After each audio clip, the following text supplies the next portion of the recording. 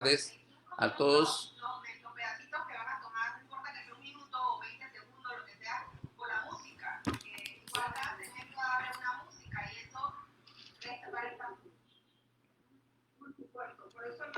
Buenas, ¿cómo están? Eh, Buenas tardes a todos y a todas que nos están escuchando, que nos están viendo por esta plataforma.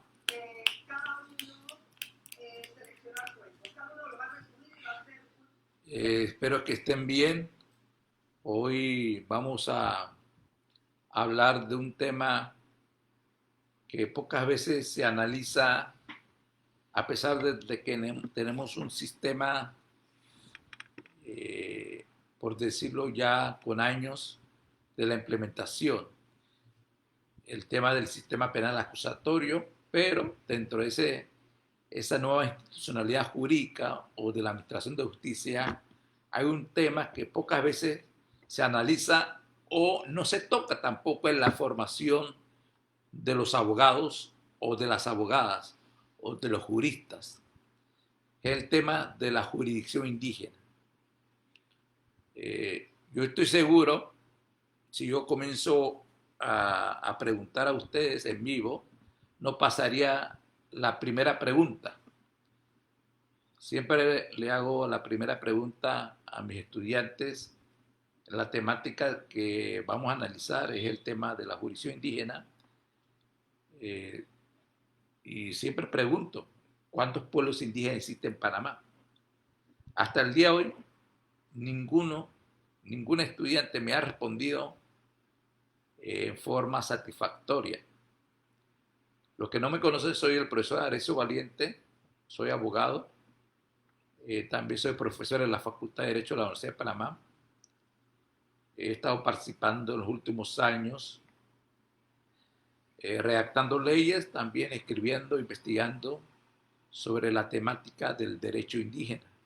Y dentro de esa institución llamado derecho indígena, porque el tema de derecho indígena se puede ver desde diferentes aristas o desde diferentes ramas del derecho. Debería ser una materia el derecho indígena, como asimismo tenemos derecho a la familia, ¿ya? O el derecho agrario, pero no se toca, no se analiza, y por eso hay una falencia total en la formación de los juristas panameños. Y me imagino que todavía no han podido averiguar cuántos pueblos indígenas existen en Panamá.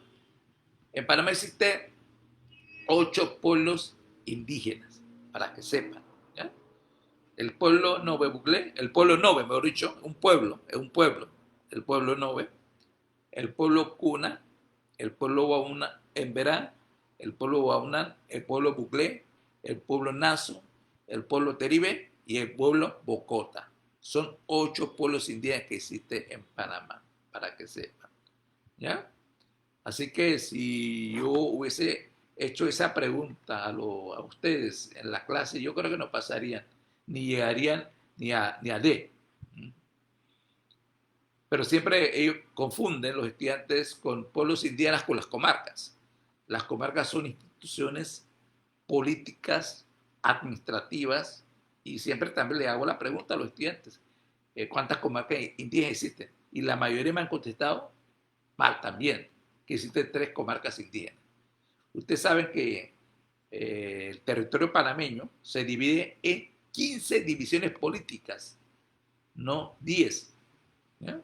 Es decir, tenemos 10 provincias, además de 10 provincias tenemos 5 comarcas indígenas. Por lo tanto, hay una carencia en la formación de los juristas panameños en la temática del derecho indígena. Por ejemplo, el derecho indígena también tiene una parte de la familia. En el Código de la Familia, si usted ve, ahí habla sobre el matrimonio indígena. Pero esa institución del matrimonio se incluyó por primera vez en 1984. Es decir, antes del Código de la Familia ya se estaba hablando de matrimonios especiales.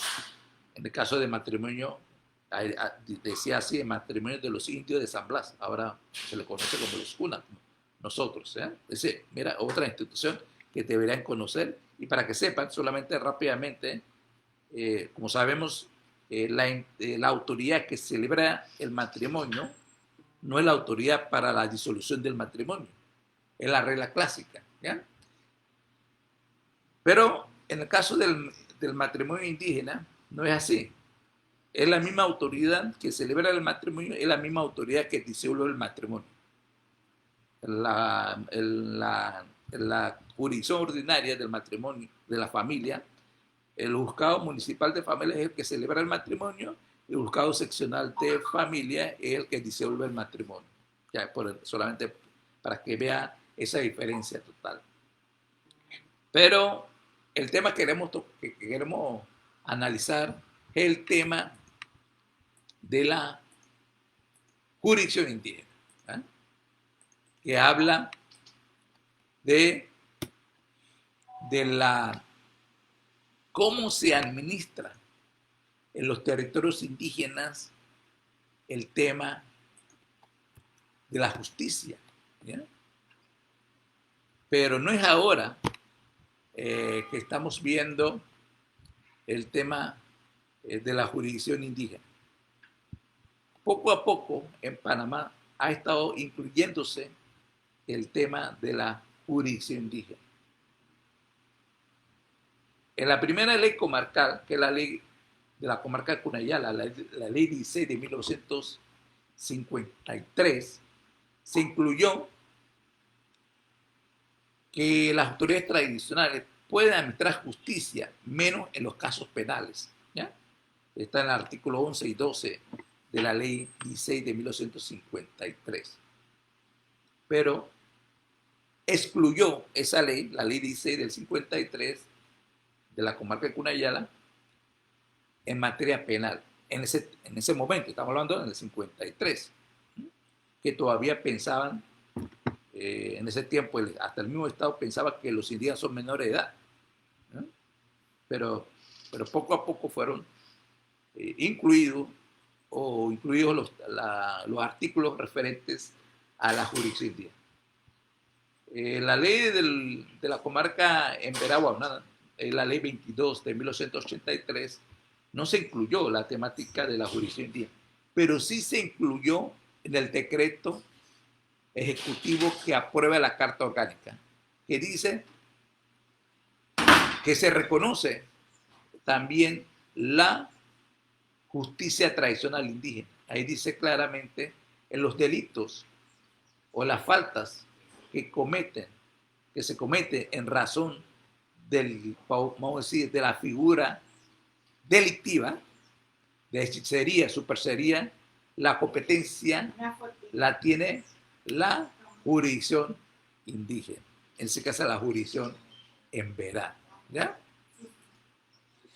Por eso hemos dicho que la jurisdicción indígena va poco a poco evolucionando. Después, en la ley de la comarca en Verá, en la comarca Cunema, Ducantí, que es la ley 24 de 1996, tampoco se incluyó la ley, pero sí lo que trajo gran avance es la ley Nové Buglé, la ley 10 del 97, donde ya se incluye la temática de administración de justicia y dice que será de acuerdo a la sana crítica, que las autoridades tradicionales, incluyendo las autoridades judiciales, tienen que administrar justicia de acuerdo a la sana crítica y también reconociendo los valores culturales de los pueblos indígenas. Ese artículo tiene su fundamento en materia de los tratados internacionales. Panamá tiene ratificado el convenio 107 sobre los pueblos indígenas. El convenio 107 de la OIT de 1957, ¿sí? Habla sobre el derecho de los pueblos indígenas. Ahí en ese convenio no solamente habla de las tierras, sino también la administración de justicia. Ahora, como conocemos también la temática del control de la convencionalidad, usted puede aplicar ese convenio, porque en ese convenio 107, dice, además de administrar justicia, dice que las autoridades jurisdiccionales, llámese en ese caso los tribunales, tienen que tomar en cuenta también la tradición indígena y aplicar menos la detención preventiva o la sanción de privación de libertad. Sí, es ley de la República, ¿ya? Si vamos en el tema de la valoración, en qué estatus, basándose en el pirámide de Kelsen, aunque no me guste Kelsen, entonces uno queda podemos quedar discutiendo sobre el tema si está arriba o arriba de la Constitución, o a la par, o está abajo de la Constitución, pero eso no es la temática, quizás podemos analizar eso más adelante sobre este tema. Pero el convenio 107 sí reconoce la administración de justicia tradicional.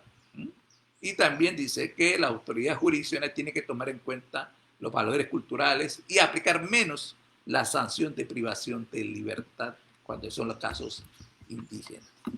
O cuando es cuando el sindicato o el sujeto, en ese caso activo del delito, que es por decirlo, el investigado, entonces puede aplicar menos o tratar de no aplicar la sanción de privación de libertad del juez. Bueno, llegamos, la ley Wargante no se incluyó nada. Pero lo interesante, después de las reformas judiciales que ha habido, como sabemos, en 2005, cuando comenzó la reforma judicial, todo el Pacto de Estado por la Justicia se incluyó dentro de en el grupo de trabajo sobre el derecho indígena, sobre la administración de justicia, ¿ya?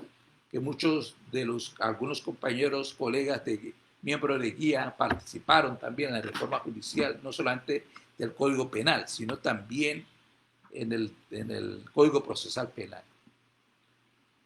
¿Qué trae o qué trajo el sistema penal acusatorio o el Código Procesal Penal acusatorio en la temática de la jurisdicción indígena? Si usted analiza en el artículo 3, el numeral 10 del artículo 30, el artículo 30 habla de los órganos jurisdiccionales. En el artículo 30, en el numeral 10, reconoce como parte de la jurisdicción del Estado panameño las autoridades tradicionales indígenas, ¿no? Es decir, es parte, ¿ya? Por lo tanto, se reconoce la jurisdicción indígena. A pesar que nuestra Constitución, si uno compara con las constituciones modernas latinoamericanas, donde en ella o en estas constituciones sí se reconoce la jurisdicción indígena a nivel constitucional, pero en Panamá no. En Panamá se reconoce en las leyes comarcales o en las cartas orgánicas, pero también se incluyó en el Código Procesal Penal el tema de la jurisdicción indígena, es decir, el reconocimiento de la jurisdicción indígena, no a nivel constitucional, sino en las leyes secundarias. Entonces, el numeral 10 del artículo 30 reconoce como parte de los órganos jurisdiccionales las autoridades tradicionales indígenas. Y se dan cuenta que en el artículo 48-49 del Código Procesal Penal dice claramente que las autoridades tradicionales indígenas pueden administrar justicia, ¿ya? Además de los jueces comarcales, o jueces municipales comarcales, las autoridades tradicionales pueden administrar justicia de acuerdo al derecho indígena, de acuerdo al procedimiento tradicional indígena, ¿no? ¿Estamos claros? Ahí. Es decir, se va a aplicar lo que te establezca la norma tradicional indígena o remite a la autoridad tradicional o a las normas tradicionales indígenas. El tema de la administración de justicia. Antes de la entrada del Código Procesal Penal, como sabemos, creo que entró hace como 5 o 6 años en la provincia de Panamá, hubo un caso interesante, que es lo que quería comentar, que es parte de nuestra investigación, de un trabajo que estamos realizando sobre la jurisdicción indígena. En 2014 hubo un caso interesante. El Congreso General Cuna impuso una sanción de detención o la privación de libertad a un Cuna, el Congreso General Cuna, basándose en su jurisdicción, administra justicia e impone una sanción a un Cuna por haber cometido, para ellos, una falta o un delito en el Cunayala. ¿Ya? Y la sanción fue 6 meses de prisión. 6 meses de prisión. Estamos hablando en 2014. Y como sabemos, yo creo que en 2016, 2017 comenzó la implementación en la provincia o en el primer distrito judicial. Cunayala pertenece al primer distrito judicial.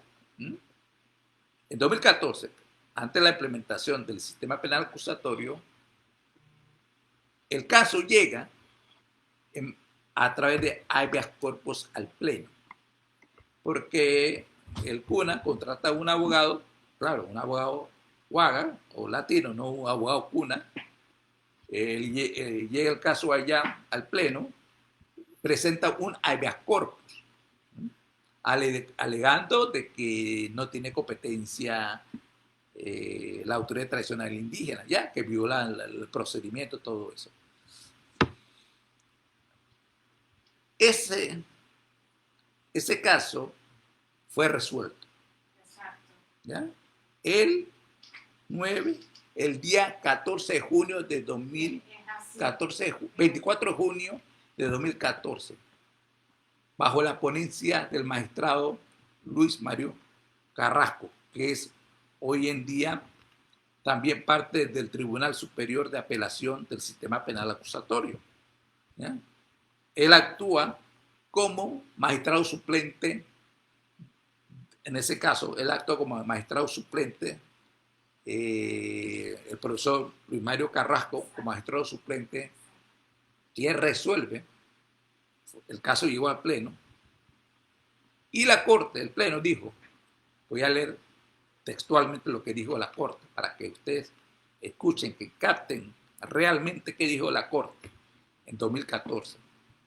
Voy a repetir nuevamente, valga la redundancia, antes de la vigencia del sistema penal acusatorio. La Corte dijo, del informe transcrito se desprende que el señor, fulano de tal, está detenido en la cárcel de Narganá, puesto que se encuentra cumpliendo pena impuesta mediante resolución emitida por el Congreso General de Cunayala, de conformidad con las normas de dicha comarca, por la transgresión de su ley fundamental, capítulo 20, artículo 325.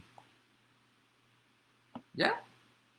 La Corte ahí está diciendo que el señor está cumpliendo una pena que fue impuesta a través de una resolución motivada por parte del Congreso General Cuna, que esa resolución se basa de acuerdo a las normas internas, es decir, de acuerdo al derecho interno propio de Cunayala, que está en la ley fundamental y en los estatutos de Cunayala. ¿Ya? Sí, reconoce la competencia, reconoce la jurisdicción. Y sigue diciendo la Corte. En razón de lo anterior, el Pleno advierte que en el presente caso la detención del señor no tiene el carácter de preventiva, pues se encuentra en la fase de ejecución de la pena a la que fue condenado por tribunales competentes como consecuencia de un proceso penal instruido en su contra, y por ello es procedente declarar legal la detención que nos ocupa. Ese segundo párrafo está reconociendo, no, esa ejecución se basa en la resolución del tribunal competente. ¿Cuál es el tribunal competente? El Congreso General Cuna. Y dice, como consecuencia de un proceso penal en su contra. Es decir, el Congreso de Nalcuna tenía competencia, en ese caso, para resolver una situación, un delito penal, que el pueblo cuna considera como delito. Por lo tanto, dice la Corte, ¿ya? Por lo tanto, no es procedente declarar, ¿ya? Por ello es, por ello es procedente declarar legal la detención que nos ocupa. Dice, la Corte dijo, es legal, porque la ejecución viene de una autoridad, es decir, la ejecución, la resolución fue emitida por una autoridad competente. En ese caso, la autoridad competente es el Congreso de Nalcuna. Por lo tanto, esa detención es legal. ¿Ya? Pero lo interesante de ese caso también, la Corte dice, en ese fallo, que la habeas corpus es para prevenir la detención ilegal y no cuando está en ejecución la pena. Como sabemos, la acción de habeas corpus puede ser preventiva, reparador. Ustedes saben que no vamos a explicar esa parte. Entonces la Corte dijo, no cabe habeas corpus ahí, porque la persona está cumpliendo una resolución. Esa resolución fue emitida por una autoridad competente. Esa autoridad competente tiene jurisdicción y tiene jurisdicción en la parte penal. Por lo tanto, no cabe habeas corpus. ¿Ya? Así que no cabe habeas corpus. ¿Ya? Porque está en ejecución la sentencia. Ya está en ejecución. Por lo tanto, el habeas corpus, su fin es prevenir la detención ilegal, no para evitar o impedir la ejecución de la pena. ¿No? Teniendo eso, después hubo un caso en 2018, 2017, 2018, cuando ya estaba en vigencia el sistema penal acusatorio. ¿Ya? Y el fallo fue antes de la vigencia.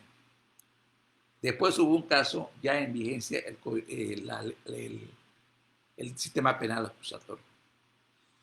Ahí igual pasó con unos mineros entraron al territorio cuna, infragante, fue aprendido, fue remitido al Congreso de Nalcuna. El Congreso de Nalcuna abre el juicio, hubo una audiencia, se levanta la audiencia y los señores aceptan la responsabilidad y se le pone una sanción igual de 6 meses de prisión. ¿Ya? Pero después, las partes, en ese caso, las personas sancionadas por 6 meses de prisión, presentan habeas corpus. ¿Ya? Es decir, ya estaba en ejecución la sentencia de 6 meses. Presenta habeas corpus. Ahí alegamos, como abogados del Congreso, de que ya hubo un caso. Y la Corte ya dijo en el Pleno que no cabe habeas corpus cuando está en ejecución la sentencia. Que puede caber es proceso de nulidad, pero habeas corpus no. ¿Ya? Bueno, la Corte, digo, en ese caso el Tribunal Superior de Apelación del sistema penal acusatorio del primer distrito judicial determinó, no, le concedieron habeas corpus. A pesar de que ya la Corte en 2014 dijo que no cabe habeas corpus cuando está en ejecución la sentencia. Y entonces le concedieron habeas corpus a los señores, a los menores. ¿Ya?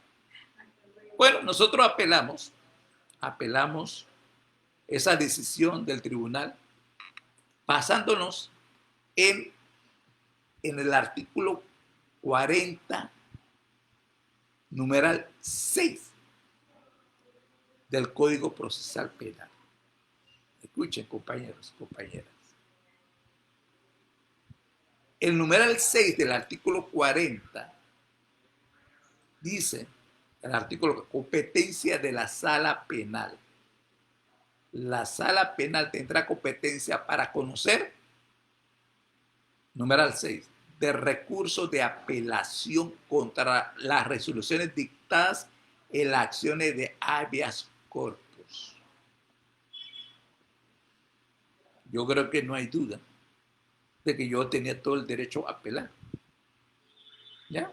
Y ahí no hay distinción si la apelación, si la resolución tiene efecto diferido, suspensivo, lo que sea, no tiene, no hay ninguna calificación.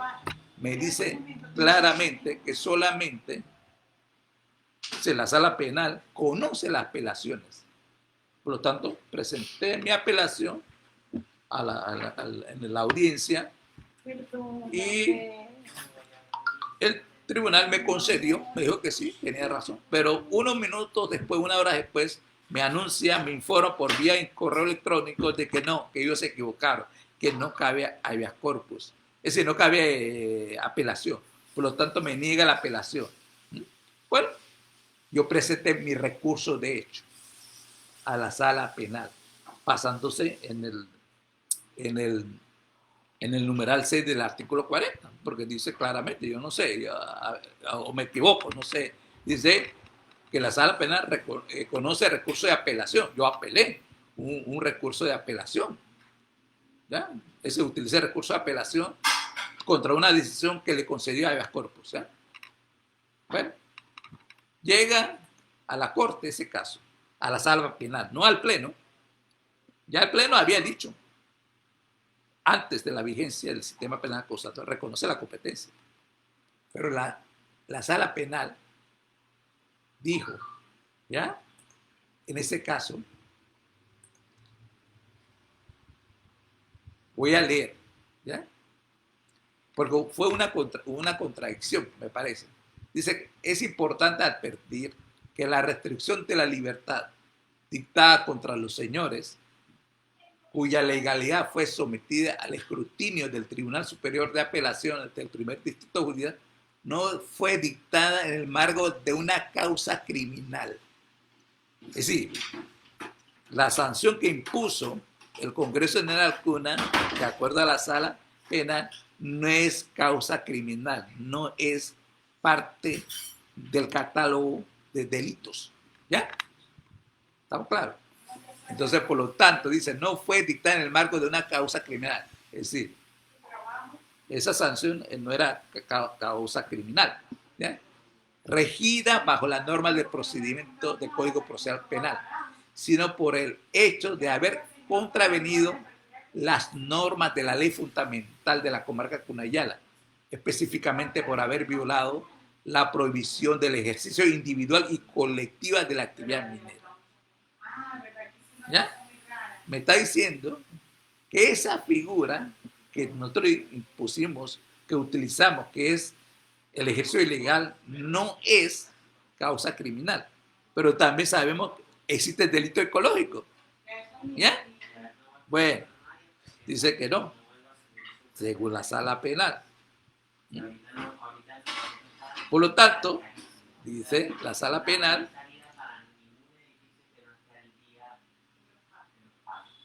que no acepta mi recurso de hecho. ¿Ya? Pero también, primero me dicen que la causa criminal, no es la causa criminal, la sanción que impusimos no es parte de la causa criminal. ¿Ya? Pero también sigue la sala penal diciendo, por tal razón, el Tribunal Superior de Apelaciones del Primer Distrito Judicial no tenía competencia para conocer de la acción constitucional. Es decir, me está diciendo, como no es causa criminal, el Tribunal Superior de Apelaciones no tiene competencia, porque no es una causa criminal. Por lo tanto, no debía haber conocido la acción constitucional de habeas corpus, dice la sala penal,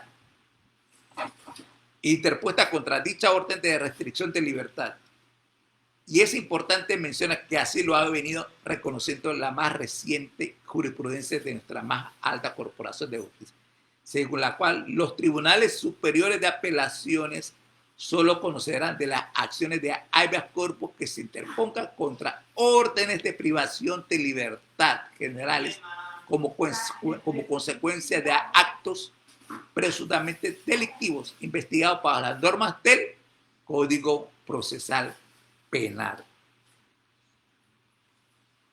Contradictorio, ¿eh? Es decir, la sala penal dice, Tribunal Superior, usted no era competente para conocer habeas corpus. Y yo alegué, mira, ellos ya está en ejecución la sentencia. Por lo tanto, el habeas corpus no cabe. Lo que puede caber es proceso de nulidad. ¿Ya? Y sigue diciendo la Corte.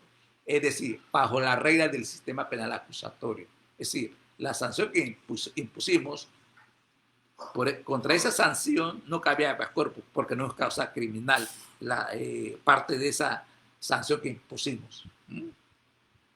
Sigue diciendo la sala penal, es decir, bajo la regla del sistema penal acusatorio, pero no de las acciones de habeas corpus propuestas con motivo de órdenes de libertad que irá por autoridades judiciales o administrativas, como por ejemplo, por acumulación en el incumplimiento de la obligación alimenticia o infracciones aduaneras, bien por un caso como aquel por el cual se ordenó la restricción de libertad de los señores. Es decir, si me está diciendo que no cabe habeas corpus por esa sanción, entonces ¿cómo va a resolver, cómo va a emitir la decisión o ratificar la decisión del Tribunal Superior de Apelación? Así que es contradictorio. Me está diciendo que el Tribunal Superior no es competente, pero no me admitió mi recurso de hecho, la sala penal. Entonces, sigue diciendo, para que vea lo contradictorio de la sala penal. No obstante, lo señala, solo se da a modo de observación a tener en cuenta para próximos procesos constitucionales, pues en esta ocasión la sala penal de la Corte no está actuando como tribunal de segunda instancia y en razón de ello no le está permitido ejercer las funciones de despacho saneador. Oye, me está diciendo que no es competente, entonces ¿por qué no acepta mi recurso de hecho? ¿Ya? Bueno, eso es lo que dice la sala. Entonces, seguimos analizando la decisión de la Corte. Decimos lo anterior en virtud de que el presente proyecto, por un lado, afirma que el Tribunal Superior de Apelación profirió una decisión apegada a derecho y en virtud de ello correspondía inadmitir el recurso de hecho que nos ocupa. Pero por otro lado, aduce que el Tribunal Superior de Apelación del primer distrito judicial no tenía competencia para conocer de la presente acción constitucional. Este lo dijo un magistrado. Es un voto en contra de la decisión de los dos.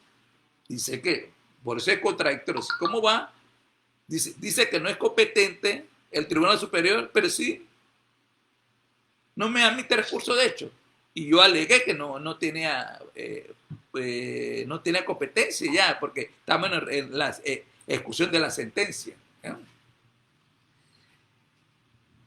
Y entonces, dice el magistrado, uno de los magistrados, cita una resolución del 7 de junio de 2019 que dice, voy a leer esa resolución del 7 de junio de 2019 de la misma sala, que fue parte del fallo que estamos analizando. Dice que, del tema del conflicto de competencia.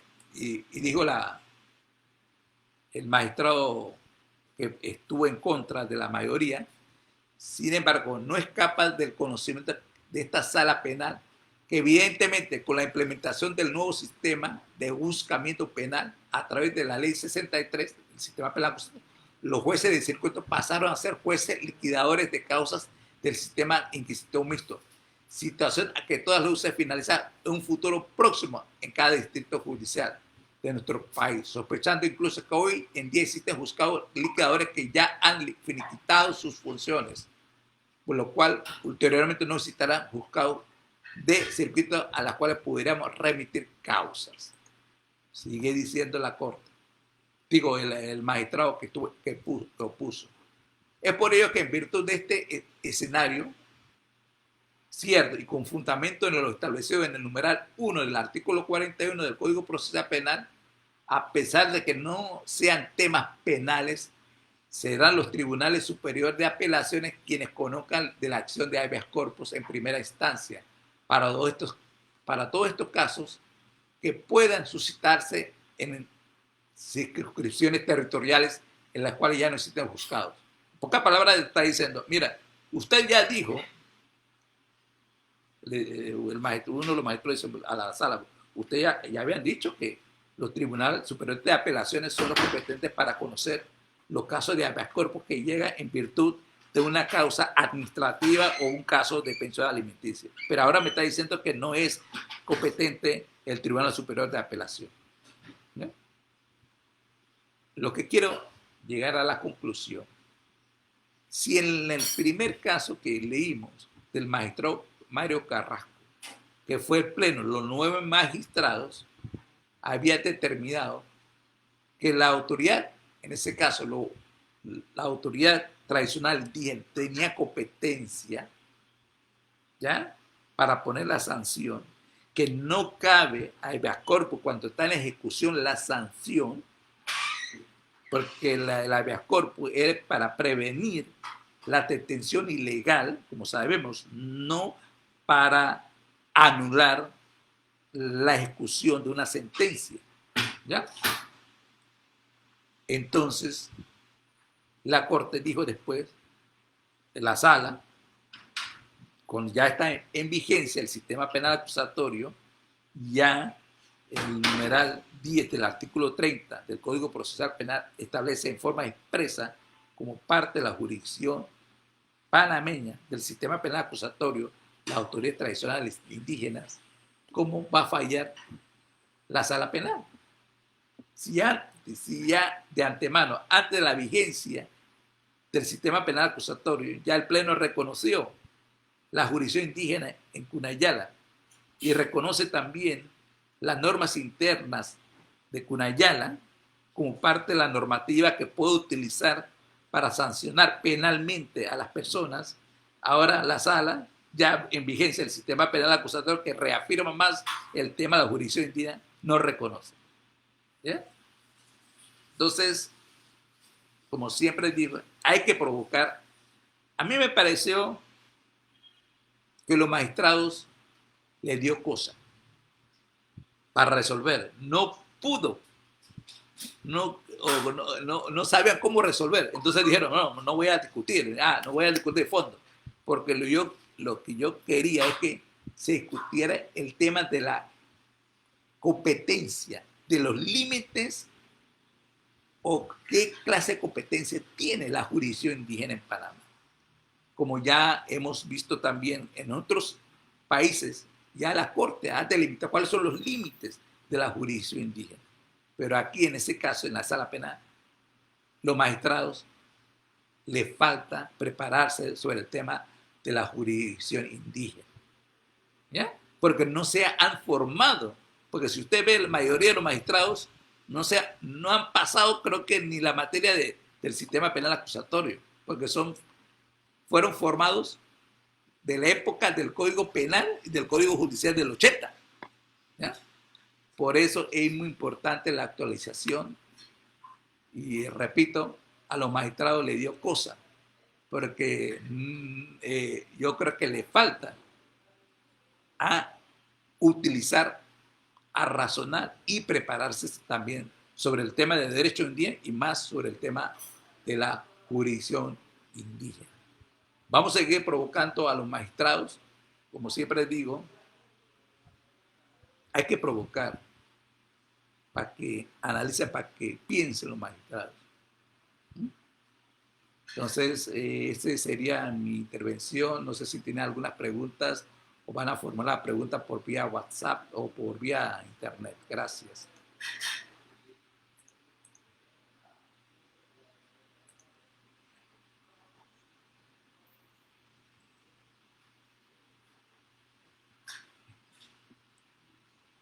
Sí, yo no sé si tendrán preguntas por WhatsApp o qué.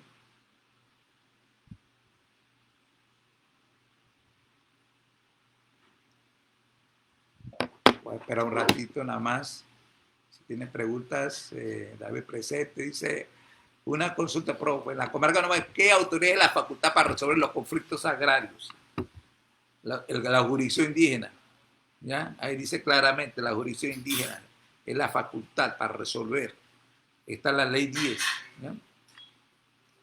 Y yo conozco bien, porque a veces cuando la jurisdicción indígena lo resuelve, en la comarca Nueve Buclé, el tema agrario, la parte perdedora va a la jurisdicción ordinaria agraria. O cuando pierden la jurisdicción agraria ordinaria, va a la jurisdicción indígena. Es un relajo que tienen algunos hermanos indígenas. Eh, Agradecido con nuestro grupo guía. Ya le contesté el conflicto agrario. Bueno.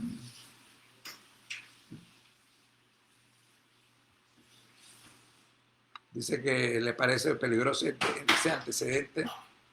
Bueno, para que vean, los magistrados a veces, bueno, como, no, mejor no digo nada.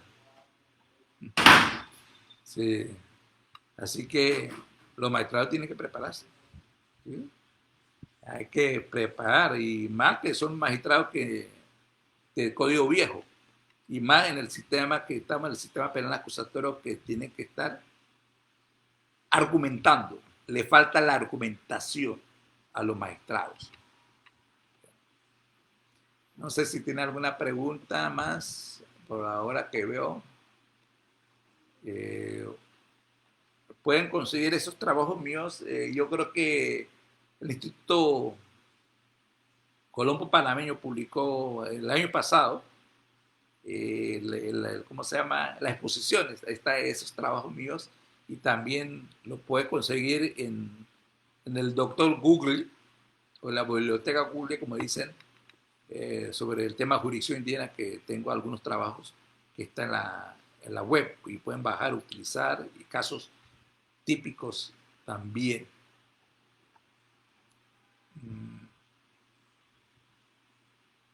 Gracias, licenciado, por la experiencia brindadas.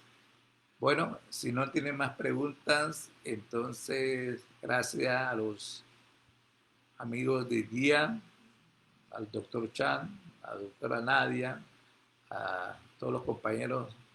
Y es buena la iniciativa de ustedes mejorar o actualizarse sobre el tema de la jurisdicción indígena. ¿Ya? De la jurisdicción. Estamos hablando de la administración de justicia indígena. No, otra cosa es que cómo tiene que atender cuando una de las partes sea indígena, que ya es otro tema que también tiene que cumplir con el protocolo, pasándose, creo que en el artículo 28 del Código Procesal Penal y otras leyes nacionales e internacionales. Así que gracias, buenas noches, muy Gambi, nos vemos, hasta luego.